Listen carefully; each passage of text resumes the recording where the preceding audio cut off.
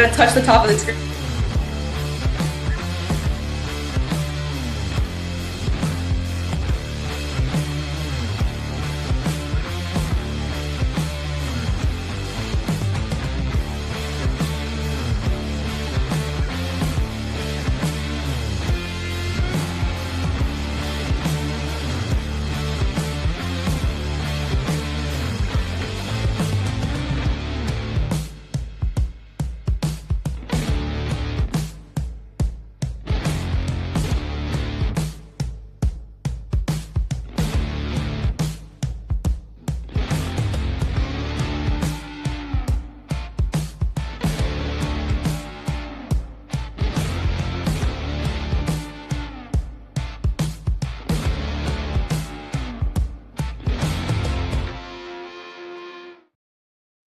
And we are live, everybody, with another episode of Hot Jobs, where Tara and I give you the week's hottest jobs, internships, and career search advice with live Q&A. Ideally, we also have a special guest today. My mother happened to see this on Facebook and said, can you please add it to Facebook again so she can watch it? So, Mom, if you are joining us, good to see you, and we'll see you next week as well. So I was very excited to see that. Mom is entering the tech age and able to watch these events. If you could figure out how to say hi, Mom, go ahead and say hi. Tara, I hear you are in a tornado watch. Yes. Out there in Chicagoland. Yeah, so the central of Illinois, and I am north of that, but we're still kind of in that zone. We are on severe weather tornado watch, which is tough because we had really bad storms last week as well. So many folks in my area were without power for 4 and 5 days. So we don't really need another storm. So if you are also in the destruction zone, including Northwest Indiana, be safe. Check your weather. And you're in the basement right now, right? I am. Yeah. Right now I'm good. Yeah, I'm good. But if we see things flying around the screen, we can be a little worried, but we're good until then. Yeah. Perfect. Well, thanks for joining us, everybody. Again, this is the half an hour where we get to share the week's hottest jobs, internships, and career search advice with live Q&A. If you are joining us, we'd love for you to let us know where you're joining from. And if you're a job seeker, we have a lot of recruiters that check these episodes. So if you're looking for a job, go ahead and put what job you're looking for and where you want to do it. Again, 2 elements of this. Job you're looking for and where you want to do it. And that'll help recruiters know that they can reach out to you for an opportunity you may be a good fit for. And then last, if you have any questions, anything at all regarding the transition, whether finding a job, resumes, starting a business, whatever you want, just go ahead and put them in the chat and we'll go ahead and pick them out and we'll answer them live as they come in. We really enjoy doing that. So go ahead and put those questions in there. And I do want to say special thanks today to our partners at CNC Boiler Sales and Service. They are a family-owned boiler sales and service company down in South Carolina. They operate in 3 states, South Carolina, North Carolina, and Virginia.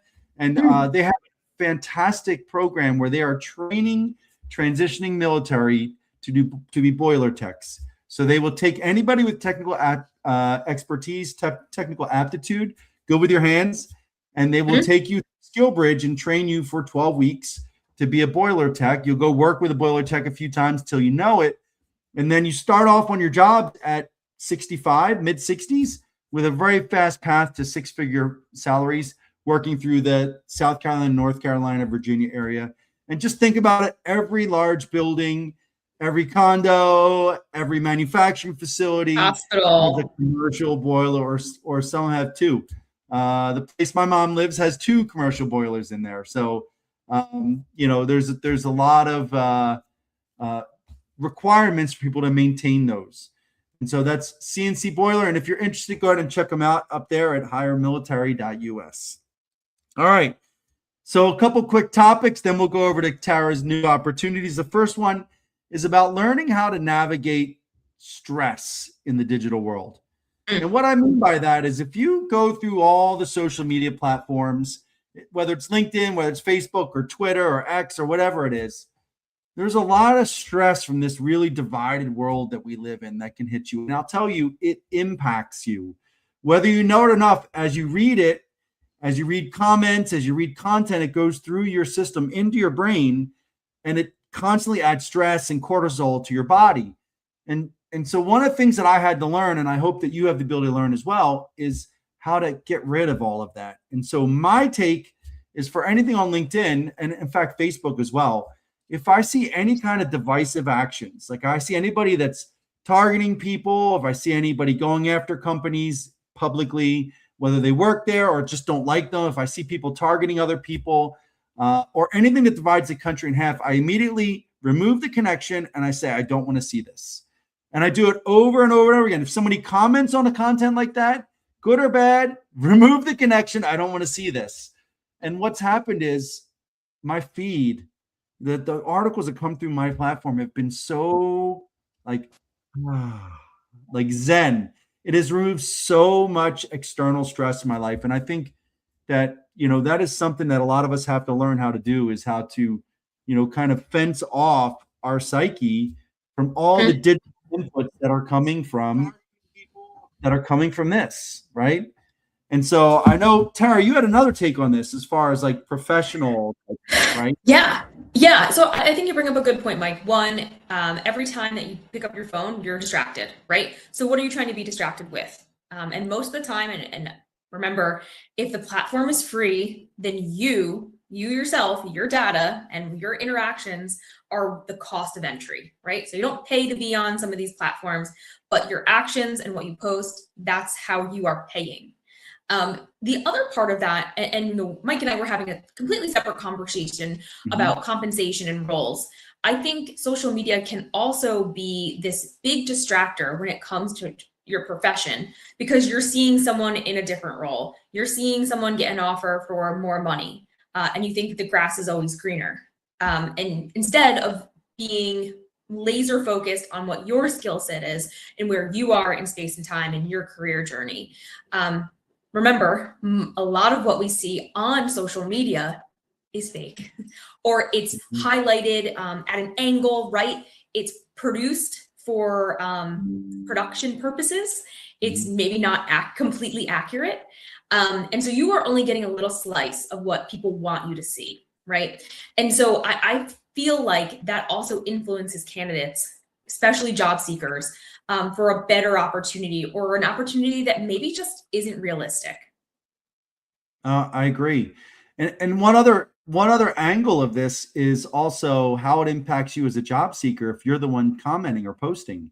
Yeah. And I share this, most companies are going to do a basic, social media review to make sure they're not hiring a lunatic. And I don't want to say that their version of what a lunatic is. Right. It's not pointing at anybody on either side of the equation. But they don't want to hire someone that's just a hazard on their social media platforms that could bring additional risk to the company based on their personal views and how they express them. And so I actually removed a connection with someone today because it came across my feed. They commented on a post and they said, and they're a job seeker, and they said, well, I left this because people were doing X, Y, Z. I didn't like it. And when I left the previous companies I worked at, people came to me and said, I'm never going to use them again. I tried them afterwards. And I'm like, I was going to comment back, and I'm like, nope, no, they're not going to listen. How do you tell someone like, you just kind of screwed yourself out of the entire community? Because anybody sees it, it's always there. Yeah. And so I just went remove connection, and I moved I scrolled on and said, I don't want to see this. And you know what, Mike, even if companies aren't scrubbing social media, they may just look you up, right? To say like, who am I meeting with? What can I find out from them? They might not even be looking for like, dirt on you, so to speak. Yeah. But if they come across it, then what? They can't ignore it. So don't give them any fuel or fire. Give them no reason to suspect that you are not the best candidate. And that's a great point. And that's what I didn't mean scrubbing, but I mean like do a quick review. Yeah. I look every person that I meet. Every meeting, I go through the list of people attending that meeting, and I look them up on LinkedIn before the meeting to see what I have in common with them, where they come from, what their experience is, every single meeting. And so if you don't think the hiring managers are doing that, that's a little bit crazy. So just control, you own your professional identity, you own your brand, you own how others will perceive you. focus on highlighting the good, the positive, the successes, the achievements, and, discuss the nasty stuff that may be true, but discuss that with your friends and family over a cold beverage. Don't put it on social media. You never come out as a winner. Yes. So great.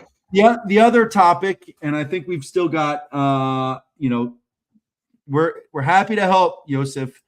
The other topic is about multiple offers. And I think this is a difficult situation for a lot of transitioning military recent veterans that are navigating the job search for the first time in a long time, if ever. Yeah. And so there's a lot of times where you're interviewing, you want to have multiple irons in the fire, and you're interviewing with multiple companies at different stages. And one of them says, we're going to make you the offer. And you're like, frozen with FOMO, right? Fear of missing out. Which one do I pick? I've got an offer from here, but what if I accept this job? And then the other one makes me an offer. I can't leave them. I've already accepted the offer. But what if the third job is my dream job? Do I turn this down and I don't get that? So there's this FOMO there. And so what I tell everyone is what I always talk about with just working with recruiters is just be open and honest with the recruiters that you're working with. So for instance, for me, my personal experience, I got a job offer from ProSphere, which is the first company I worked at post-military. I was very well along on the process to getting a job offer to be a manager at Ernst & Young, EY, one of the big four.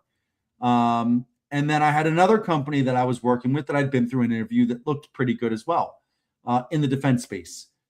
And so ProSphere made me the offer. And so I was freaked out. Well, it's EY, it's the big four. And this other company is a big defense contractor. And I was like, what do I do? And so the first thing I did was I called the other recruiters. And I called the EY recruiter and said, hey, I have a written offer. I need to get an answer back by Friday. It was on a Monday. This is what the offer was. This is the amount. This is the company. This is it. And she goes, I think I can match that. I just need a couple of days. They got to get the business case together, go get the approvals. Sure. And I said, great, thank you. And then I called the other company and they said, we can't do that. Like, we're not going to get you an answer that quick, which means I wasn't as far along on the hiring process as I thought I was in that other one. And then I called my mentors. I spoke to 3 mentors that were very much senior to me in industry.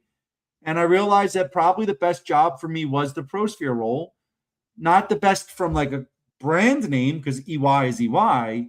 But if I went to EY as a manager, I'd be working on a contract for 40 hours a week, doing a little bit extra. If I went as a director of workforce management at ProSphere, which is like a $50 million a year company, I could touch so much more in a small business. I can get involved in business development if I wanted to. I can get involved in, HR. I can get involved in recruiting. I could kind of touch the whole company and work my butt off and learn so much more. And so I agreed to take the ProSphere job. And then I called the recruiter at EY same day and said, hey, please don't do the work. I really appreciate you offering it. I've decided I'm going to, and she said, thank you. And then I sent some thank you notes to the 3 partners I'd interviewed with, and they all responded. And guess what? A year and 5 days later, I went to work at EY as a senior manager, which would have taken me 4 to 5 years if I'd started off as a manager.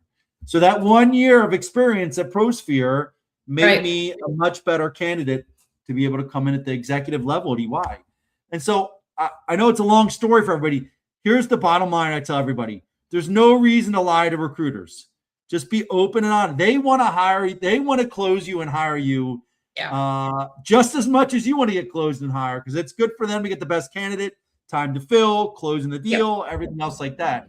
So just be open and honest, and they'll tell you where you're at in the process. And I think you have some things to add there, right, Tara?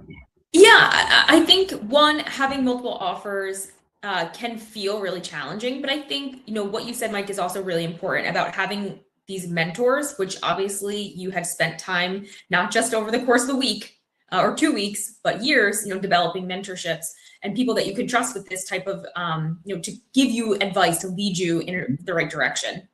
And that's why we always talk about network, right? And building relationships and having mentors in the space for this exact reason. And I also think, like, when you were started talking, I went to what candidates always assume is go with the highest pay. But I would push back on that and really look at where you are in your career journey, where you could have the most growth, where there's most potential for you as an individual and your certain skill set. Companies hire based on their current need, right? I was just having like a personal conversation about this, about, the right candidate for the right position at the right time is not always the best candidate on paper, right? So knowing like where you are in your career journey, and I think you're right about being honest with either the hiring manager or the recruiter. At the end of the day, being dishonest is not how you're going to want to start new employment. That's not how you're going to want to start these relationships. Right. So saying like, hey, I have an offer and I need a response by Friday, kind of where are we at? And I think they're incentivized to be honest with you and saying, we're nowhere near an offer, right? Right. That's not making them look good either. And I'll just add two things. One, don't make stuff up, especially if you're transitioning military. Recruiters can smell that a mile away and they're like, bye. That's one. And the other thing is, you had a great point on the earning potential. If I'd started off at EY, which again, Big Four, amazing company, I have nothing negative to say about my experience there. If I started off as a manager, I would have been like this. But because I started off at PostFair, I went like this. And so just over 2 years, it was 2.5 years was a 6-figure difference in income over those 2 years by taking that first job at PostFair and moving. So I think people keeping the long-term goals in mind. What's going to make you a better person in the future? And that lines up into the other piece. I got one more, and then we'll do the jobs real quick. Everyone getting out of the military starts off with, I'm a project or program manager, depending on what rank you are, operations manager or an HR manager. It's like every single time, unless you're one of the very, like if you're medical, and even then most people do it, or cyber, And so what I like to share with people, and I had a post about it this week, one of my buddies makes close to 7 figures a year with a public adjuster company, right? And so another one made 800,000 consulting for colleges and universities. Another one makes $500,000 a year doing risk and compliance, along with some like tech side of that. And then I have another friend that just signed a 7-figure offer for logistics. And so like, these are really successful people, but you notice none of them are project managers. None of them are operations managers, although the logistics person could have came from that background. And none of them are HR. And so what I share with people is that there are so many opportunities out there in this world for you to learn and grow. And, for me, when I was at ProSphere, I went into that HR type director workforce management role, but, I noticed that they were working on winning new contracts and I didn't know how to do that. So I'm like, hey, can I help with that? I noticed they were going out to recruit for a new contract they want. I'm like, hey, can I come on that? And I noticed that they were doing pricing. I'm like, hey, can I help with that? Every chance I had to take on additional work, to do more, to fill my cup, I took. And it's funny enough, the extra stuff I did ended up being the things on my resume that helped when I was at EY, that they would put on the resume to pitch me as someone on other contracts. And so I just tell you, every one of those people I listed on, they had a job. And it was a good job, but they saw an opportunity to do more. And they were willing to take just a little bit of risk to do more. And that's what led them on that path to success. And I just want everyone to do the research outside. If you're looking at what you want to do post-military, do the research. Just don't go into leadership consulting, please. Just everyone wants to be a leadership consultant. No. You can't they don't need consultants. Consult on leadership if you don't know business. But aside from that, look at things that are outside of that aperture, and you may be surprised when you talk to people in that field. You're like, wow, that really I think I would love doing that. And then don't look away from, the entrepreneurship angle. If you are financially secure enough to kind of get past that initial thing like this, there could be great opportunities out there. I don't know if you had anything you wanted to add to that, Tara. Things I love to do on LinkedIn is to look at jobs that have unique names and titles and look at the roles and responsibilities. And I tell people that all the time. Stop looking at the title and start looking at what the responsibilities are, what the requirements are. because that's going to give you a way better indicator than the title on what you would be qualified for. I also try to tell people across industry, project manager might be a senior VP somewhere else, or it might be account manager, or it might be manager. It might not even have the word project or program or manager in it. It might be called something totally else. So don't get hung up on the title, look at the roles and responsibilities, and really see where your skill set is. I love that. I love that. I tell people I don't like them translating their ranks into titles in the military. And I don't want people to get stuck on titles. You know, I have a friend that's a project manager that makes more than most program managers I know in the area because of the type of project he's on. And so I want people, I have another friend, you know, it's funny. We'll talk about one other thing. I have another friend that somebody I know, and I've known several that have done this, that have gone through leader to development programs. So 05s, very, very senior 09s. I know one E9, not 09. I know one E9 that was at the 4-star level, went through one of the bank's leader development programs right when he got out. And most people were like, he went through like a leader development program. I'm like, yes, but this is a specific program for over 2 years. They will rotate you throughout the bank to get you banking knowledge. And you know, it's not a internship out of college. It's to take high performers and pivot them into the banking industry. And he made it 6 months before he was at a meeting, and somebody asked him what he thought. And he told them, they said, after the meeting, that person came out and said, "What do you do? And what did you used to do?" And he told me the story. She came out and said, "What do you do?" And he said, "Well, I'm in the leader development program." She goes, "What did you used to do?" And he told her, and she goes, "You're not in that program anymore. Like, you're coming to work for me." Like, and now they're like a very senior VP in the banking industry. So again, like, but people doing more, right? That's the key. And standing out, taking a chance on yourself, right? He could have had a cushy job, you know, in the same military community, you know, just going around and being the retired E9. And instead, they went to a leader development program to challenge themselves. And every once in a while, I chat with them, and I'm just so happy for them, you know, and so excited for our community. So the options are out there. You know, there's a lot of chances for our community to do a lot of great things. I think there's like 50, I think there's like 34 CEOs of Fortune 500 companies that are veterans. Wow. That's a pretty significant number. And you know, I know so many veterans are absolutely killing it out here and have found their success and are super happy. And I want everyone else to find it as well. Just know that it takes work and network to be able to do it. Yeah. I agree. So speaking about taking work and needing work, I think you've got 2 opportunities with a cool new company you wanted to share, right, Tara? I do. Yes. So our jobs today are brand new. I had started an email to our jobs pool. I didn't get it out before we went live. So it is coming if you were in the jobs pool. I first want to say that this is going to be with our partners at Enrun. So if you are not familiar with Enrun, they are a technology consultant agency that partners with DoD to help solve the national security challenges. So before I go into the roles, I want to highlight a couple of things, and this will be homework for anyone listening. So these are important details. Number 1, this takes place in Arizona. I know the next question I'm going to get is this a remote job? I'm here to tell you, it is not. There is a hybrid scenario, but this does take place in person. So you will need to be in the Phoenix, Arizona area. Now, you don't have to live in Phoenix proper, but you do have to get yourself to the office in Phoenix 2 to 3 days a week. So I want to make that clear. Number 2, we are talking about working with the DOW and like-minded companies. So military service is preferred.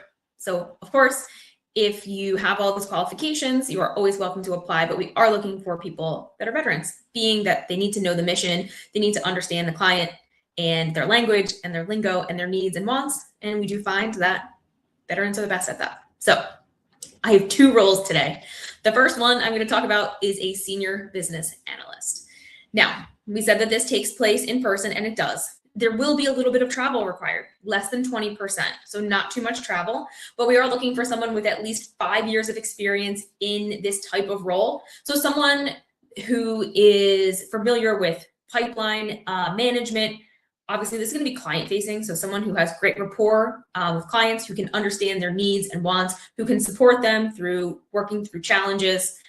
Someone who understands milestones and that we're in it to play the long game, but we're also going to respond as quickly as possible to our clients' needs.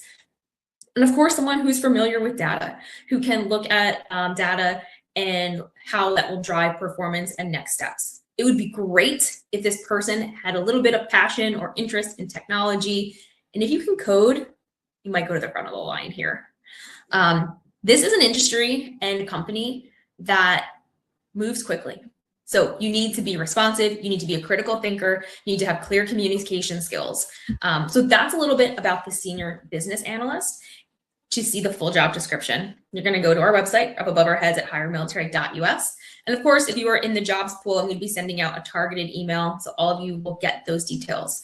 This was just posted this morning, so you haven't missed anything. It's just posted today. The second role I have is the engagement manager. This is called an ecosystem engagement manager on our website.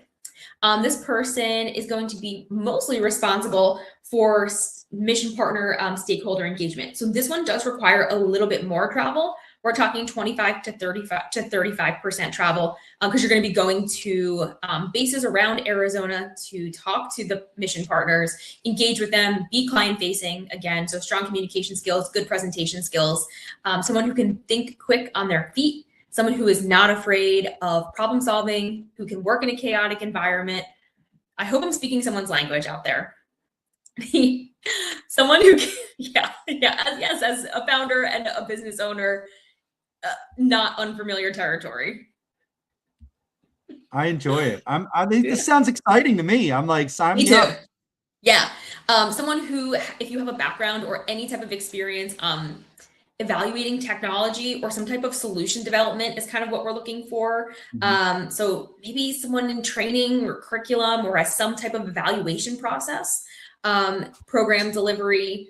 So someone who has either introduced new training, technology, can teach it.